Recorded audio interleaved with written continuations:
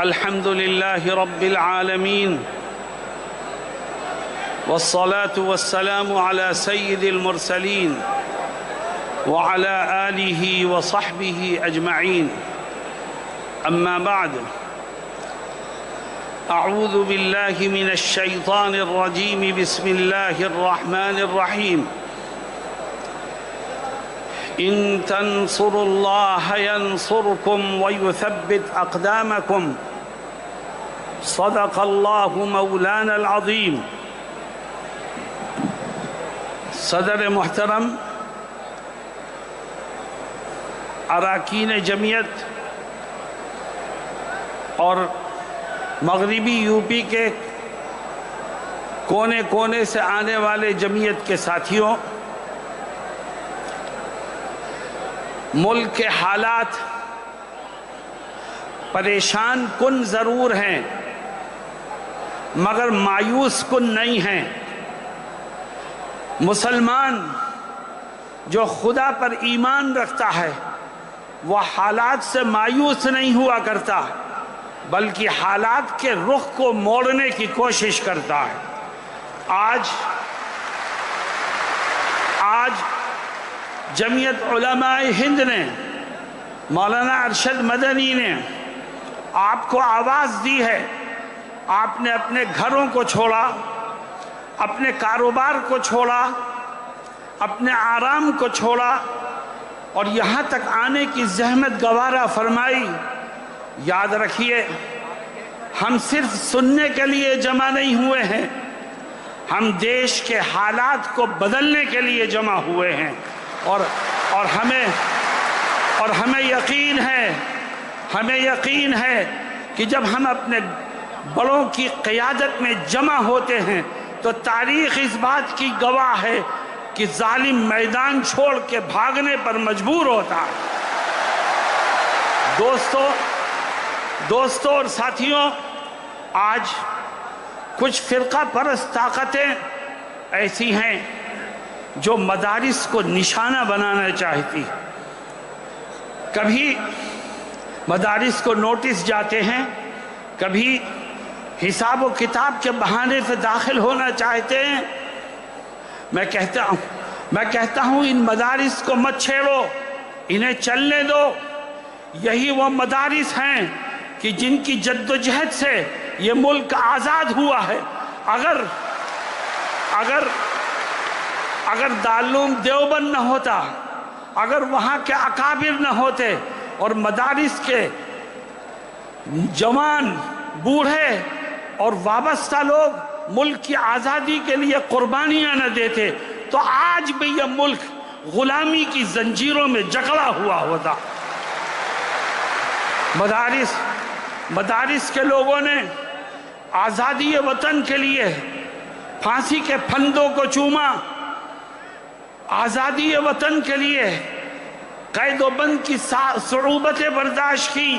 مولانا ارشد مدنی کے والد محترم مولانا حسین احمد مدنی نے اپنے استاذ محترم حضرت شیخ الہند رحمت اللہ علیہ اور اپنے ساتھیوں کے ساتھ آزادی وطن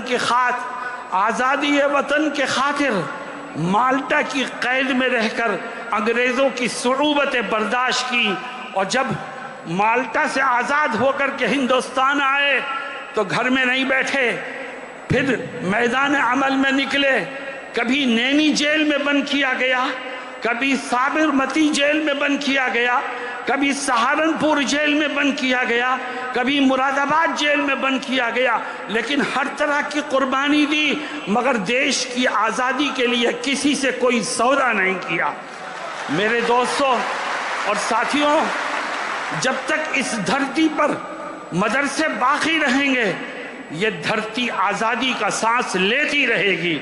اور جس دن مدرسوں کو اوپر قدغن لگانے والے کامیاب ہو گئے تو یاد رکھو اس دھرتی کا وجود بھی مٹ جائے گا. اس لیے میں ہندوستان کے سپریم کورٹ کے اس فیصلے کا خیر مقدم کرتا ہوں جس کا آپ نے ابھی حضرت مولانا اسجد مدنی نائب صدر جمعیت علماء ہند کی زبانی جس کا تذکرہ سنا. اللہ رب العزت ہمیں صحیح رخ پر کام کرنے کی توفیق عطا فرمائے۔ مسلمانوں، آج ہمارا دل دکھا ہے، ملک کے گوشے گوشے میں نبی کریم علیہ السلام کی شان رسالت میں گستاخیاں ہو رہی، ہماری جان آپ پر فدا ہے، اور آج کوئی بھی کھڑا ہو کر نبی کی شان میں گستاخی کرتا ہے۔ لیکن مسلمانوں، ہمارا دل دکھا ہے، مگر ہمارے اوپر لازم ہے کہ ہم قانون کو ہاتھ میں لے کر کے کوئی کسی طرح کا رد عمل ظاہر نہ کریں۔ دشمن یہ چاہتا ہے کہ ہم روڈ جام کریں، دشمن یہ چاہتا ہے کہ ہم توڑ پھوڑ کریں، دشمن یہ چاہتا ہے کہ ہم قانون کو توڑیں تاکہ مسلمانوں کو جیلوں میں ٹھوسا جائے، اور جو گستاخی کا مجرم ہے اس کو پتلی گلی سے نکلنے کا موقع مل جائے۔ آؤ، جمعیت علماء آپ کو آواز دیتی ہے، اور کیا کہتی ہے جمعیت؟ میں اس جلسے کی تیاری میں ایک ضلع میں گیا تھا، تو مجھ سے ایک ساتھی نے عجیب بات کہی، کہنے لگے کہ ہمارے ہاں ایک شخص نے نبی کی شان میں گستاخی کی، تو ہمارے پاس انٹیلیجنس کے لوگوں کا فون آتا ہے اور وہ پوچھتے ہیں کہ آپ کیا کر رہے ہیں۔ تو ہمارے ساتھی نے، جمعیت کے ایک کارکن نے جو جواب دیا وہ مجھے بہت پسند آیا۔ اس نے کہا کہ ہم کچھ نہیں کر رہے، ہم تو ایڈمنسٹریشن کو دیکھ رہے ہیں، اب تو کرنے کا کام اس کا ہے، ہمارا کرنے کا کام نہیں ہے۔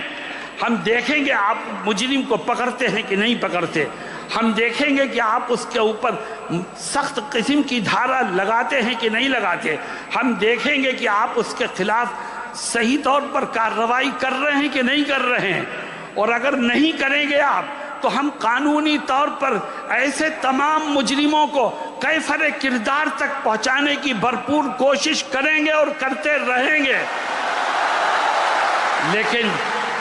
لیکن قانون کے دائرے میں رہ کر کے ہم کریں گے تو ہماری بات میں قوت پیدا ہوگی، ہم اپنے مقصد کو پانے میں کامیاب ہوں گے، اور انشاءاللہ دشمنوں کے دلوں میں ہمارا رعب بیٹھے گا۔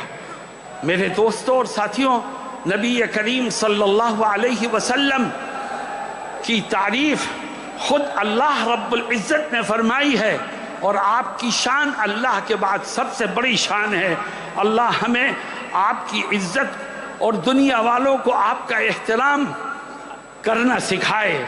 یاد رکھو مسلمانوں، اسلام ہمیں اجازت نہیں دیتا کہ ہم کسی کے دھرم گرو کو برا کہیں، اسلام ہمیں اجازت نہیں دیتا کہ ہم کسی کی خدا کی شان میں گستاخی کریں، اسلام ہمیں اجازت نہیں دیتا کہ ہم کسی کی کتاب کے لیے، کسی کی مذہبی کتاب کے لیے کوئی غلط بات اپنی زبان سے نکالیں۔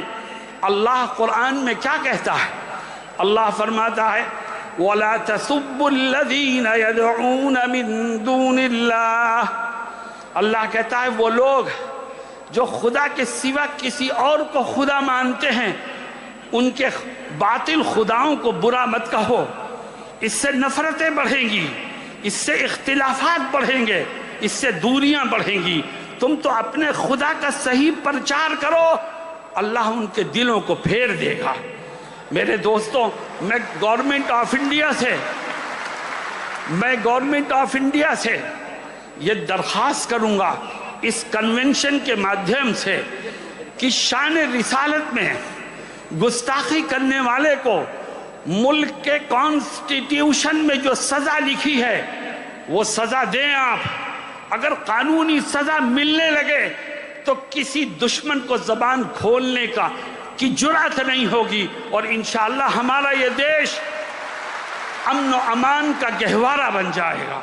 آج گورنمنٹ کی کرسیوں پر بیٹھے ہوئے لوگ اور ایڈمنسٹریشن کے ذمہ دار اپنی ذمہ داری کو ادا کرنے میں کوتاہی کر رہے ہیں، تبھی ایک کے بعد ایک شان رسالت میں گستاخی کی ہمت کرتا ہے۔ میرے دوستوں اور ساتھیوں، اس دیش کا آئین سیکولر آئین ہے، کچھ طاقتیں ایسی پیدا ہو گئی ہیں جو اس دیش کے سیکولر آئین کو ختم کرنے کی بات کرتی ہے۔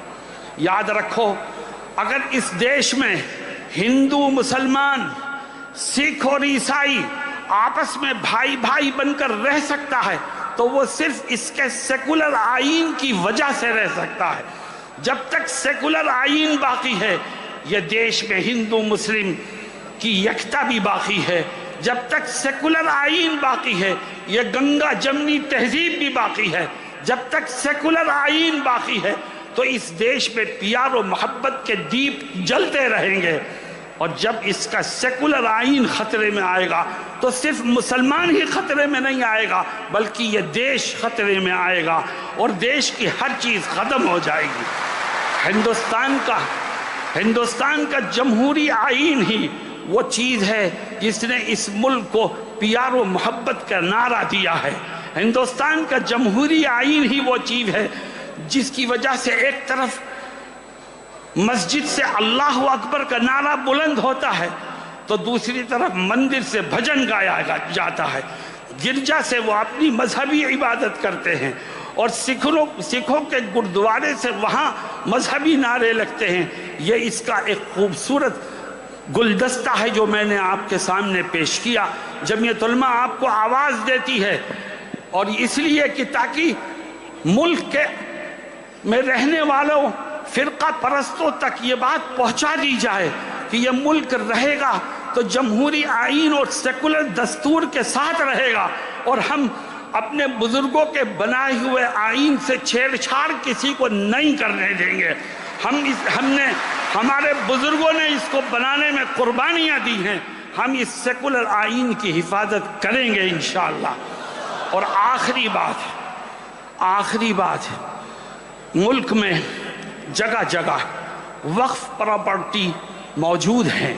مسلمانوں میں آپ سے سوال کرتا ہوں، ایک وقف کی زمین ہے جو کسی مسلمان نے وقف کی ہے مسجد کے لیے، یا وقف کی ہے مدرسے کے لیے، یا وقف کی ہے قبرستان کے لیے، یا وقف کی ہے غریبوں اور بیواؤں کی مدد کے لیے، بتاؤ یہ وقف پراپرٹی مسلمانوں کا سرمایہ ہے کہ نہیں ہے؟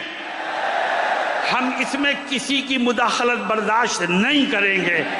یہ وقف پراپرٹی مسلمانوں کا سرمایہ ہے، اس کی دیکھ ریکھ بھی مسلمان ہی کرے گا اور اس سے فائدہ بھی مسلمان ہی اٹھائے گا۔ ہاں، اگر کہیں کسی وقف پراپرٹی کے ساتھ چھیڑ چھاڑ ہو رہی ہے، کوئی اس کا مس یوز کر رہا ہے، کوئی اس کا غلط استعمال کر رہا ہے، تو ملک میں قانون بنا ہوا ہے، آپ مجرم کو پکڑ کے سزا دیجئے۔ لیکن اس کا مس یوز ہونا، اس کے مس یوز کو بہانہ بنا کر قانون کو بدل دینا اور اس میں غیروں کو داخل کر دینا، یاد رکھو یہ جو وقف بورڈ ترمیمی بل آیا ہے، اس سے وقف بورڈ کے مس یوز کو ختم نہیں کیا جائے گا، بلکہ اس کی بربادی کے مواقع اور بڑھتے چلے جائیں گے، جس کو ہم کسی طور پر برداشت کرنے کو تیار نہیں ہیں۔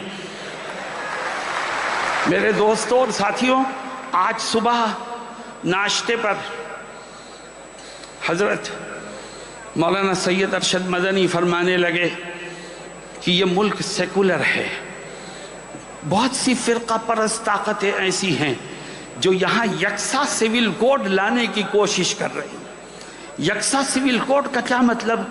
مسلمان اپنے دین و دھرم کو، اپنے مذہبی اور آئلی قوانین کو چھوڑ کر کے ملکی قوانین کے پابند ہوں گے، سکھ ملکی قوانین کے پابند ہوں گے، عیسائی ملکی قوانین کے پابند ہوں گے، ان کے مذہبی قوانین اور ان کا مذہبی تشخص ختم ہو جائے گا۔ مسلمانوں، اعلان کرو کہ ہم اپنی ہر چیز قربان کر سکتے ہیں، مگر اپنا دین و ایمان قربان کرنے کو کسی طور پر تیار نہیں ہیں۔